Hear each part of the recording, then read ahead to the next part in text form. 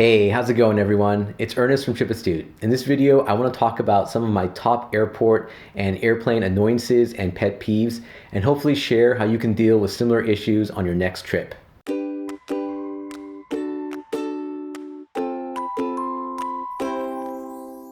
When I was brainstorming my list of annoyances, I actually came up with a lot of stuff. So I thought it might be fun to break it into a couple of parts, with this video having a focus on airport and airplane annoyances. I have another list of hotel and general travel annoyances, and I'll share those in another video. Before I run through the list, if you're new here, welcome to our channel. TripAstute is a travel channel that is focused on sharing ways to make travel easier, affordable, and more enjoyable. Traveling can be stressful and expensive, so we're looking for ways to help you maximize your experience through travel tips, points and miles, and innovative gear. If that sounds interesting to you, please consider subscribing. So let's dive into my top 13 airplane and airport annoyances and pet peeves. Number 1, not getting TSA PRECHECK even though I have it. If you have TSA PRECHECK, then you can imagine how annoying it can be to get assigned a ticket that doesn't have the TSA PRECHECK designation. It's really frustrating, but know that TSA PRECHECK is not a guaranteed benefit even if you're enrolled in the program.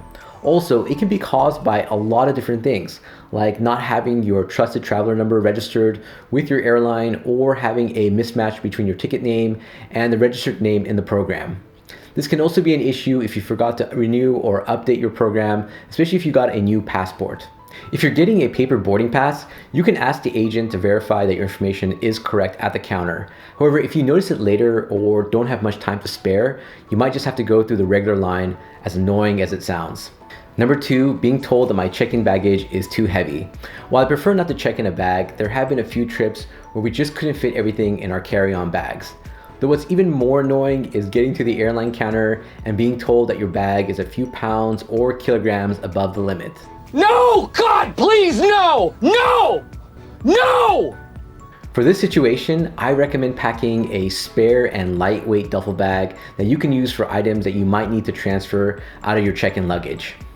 Number 3, paying for expensive meals or snacks. The prices at some airports are insane. I remember getting a tiny pizza and salad in the Maui airport for $40. I thought it was a mistake at first, but then I realized how much they charged. To get around this, we usually try to find an airport lounge where we can get some food and drinks for free. If you have a premium travel credit card, you often have access to airport lounges. The lounges can be a great way to save money while traveling. Number 4, dealing with airport lines. Have you ever been in a security or customs line that keeps adding more people in front of you? I once went through this when I was in Montreal heading back to Los Angeles. Since you have to go through US Customs and Immigration on the Canadian side, I ended up being in a line for over an hour. It probably would have only been 20 minutes, except that the officials kept changing the line and adding more people in front of us who had flights that were departing sooner. What annoyed me is that I ended up missing my flight since they kept changing the line. If you find yourself in this situation, I would let the officials know that you're at risk of missing your flight. I had mentioned it to them, but I think they completely lost track of my situation since there were others with more urgent flights. If I had to do it again, I would have been more vocal. Relax. No, you relax. I'm a regular here. This line needs to move. Number 5, dealing with bad attitudes. So when I missed my flight in Montreal, I had to speak to the Air Canada rep at the gate about getting onto another flight. I wasn't the only person who missed their flight, and I saw a lot of people in line at the Air Canada counter complaining and being really rude to the rep, even though it wasn't her fault. I'm waiting! I was the last person in the line, so I was sure that there wasn't going to be any good flight options for me. However, I made it a point to be really nice and even say that I was sorry for the other people being so rude. I don't know if it helped, but the rep ended up getting me on a flight just a few hours later and even gave me some breakfast vouchers for the food court. It was a nice gesture and definitely above and beyond what I expected, and I want to believe that was because I was actually nice and empathetic.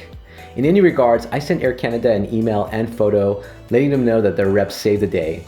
So the moral of the story is to keep your attitude in check. Taking out your frustration on others is not fair, and actually being nice and empathetic might actually result in positive and unexpected outcomes. Number 6, fighting for overhead luggage space. I hate this aspect of flying. Most people will tell you that you need status in order to get priority boarding so you can secure some overhead bin space. Since I'm not traveling much for work, I don't actually have status with any of the airlines anymore. However, I do have low-level priority boarding through United because I have their credit card. Also, I'll even pay the early bird check-in fees on Southwest just so I can avoid the hassle of having to fight for bin space.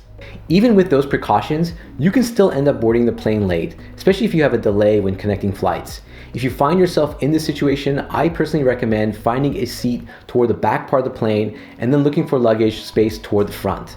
The reason for this is because you don't want to have the opposite situation where you're sitting up front and then you have to wait for everyone to clear before you walk towards the back of the plane to retrieve your bag. Number 7, having a messy or dirty airplane seat. Plane seats can be pretty gross. I'm sure some of you have opened your tray table only to find that the person before you had spilled their food, drink, or something worse on the table. In this situation, I recommend carrying wipes that you can use to clean your tray. I'll even wipe down my headrest, especially if I'm traveling during the flu season, just to be safe. Number 8, using old headphone ports. The last time we flew internationally, we were surprised to find the old 2-prong headphone jacks at the seat.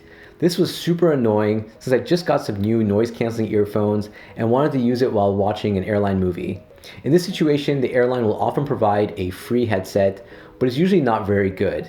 You could either buy a cheap adapter on Amazon, or I found that by putting my earphone plug about 3/4 of the way into the jack, I was able to get stereo sound on my earphones. It probably wasn't the full stereo experience since it was just splitting the left or right channel into 2, but it let me use my noise cancelling earphones, which was great. Number 9, dealing with frozen entertainment systems. This seems to happen a lot. I noticed that there is often a person near me that complains that their entertainment system has frozen. Fiona had this happen as well on one of our recent flights. If this happens to you, I recommend asking the flight attendant to reset the system. As a backup, I would also download some Netflix shows offline before leaving on your trip so you have content to watch while traveling. I love this feature on Netflix, and it's worth doing it even if you plan to just watch the movies provided by the airlines, just to be safe. Number 10, being kicked in the back of your airline seat. I'm sure most of you have been in a situation where you had a feisty kid kicking your seat during the flight. I know it's hard for parents to travel with their kids, and I always try to be understanding when it comes to crying babies. But I have a hard time understanding when a kid keeps kicking the back of my seat, especially when his or her parent sees it happening. Unfortunately, I don't have a solution for this one. I usually just turn around so the parent and kid understand that I'm being bothered by it. That usually does a trick, but I've also seen others ask the parents to please keep their kids from kicking their seat. It's a touchy subject, but it's definitely one of my biggest pet peeves on flights. Number 11, preventing a crushed laptop from a reclining seat. A few years ago, I actually saw someone's laptop screen get crushed and destroyed on a flight. Basically, the seat came down so quickly and his screen got caught on the tray knob, which caused the laptop screen to crack instead of close. I've had a few close calls as well, and it's definitely one of the most annoying things when you need to get work done on a plane. Unfortunately, I don't know if there's a solution to this problem. I'm not one of those travelers who thinks it's unfair for others to recline their seat, though I think it's good etiquette to recline your seat slowly in case the person behind you is working on a laptop or has another object that might be damaged by the seat. Also, I tend not to extend my screen past 90 degrees just in case the seat flies down. Since I'm using a 15-inch laptop now, I'll even work on my lap instead of the seat tray if the space is especially tight. Number 12, paying for ridiculously slow internet. This one is going to sound high maintenance, but hear me out. The last time I flew on Lufthansa, they were advertising Wi-Fi that was just as fast as land-based hotspots. I was a bit skeptical, but I remember reading how airline Wi-Fi was being upgraded on many aircrafts. So I thought, why not? I wouldn't mind catching up on the latest season of This Is Us and also getting some work done. Yeah, I pretty much had a slow and barely usable connection the whole time. It definitely was not enough to stream any videos, and I often just got the blank loading page. Needless to say, I won't be paying for any high-speed internet connections on flights in the future. And finally, number 13, dealing with impatient people when getting off the plane. This is another situation that doesn't really have a solution, but it annoys me so much. I can't stand it when we're getting off the plane and people feel a need to push forward even though we're leaving row by row in an orderly manner. I try to help people in my area by retrieving luggage from the bin when they're struggling, and I just hope that good karma prevails in this situation.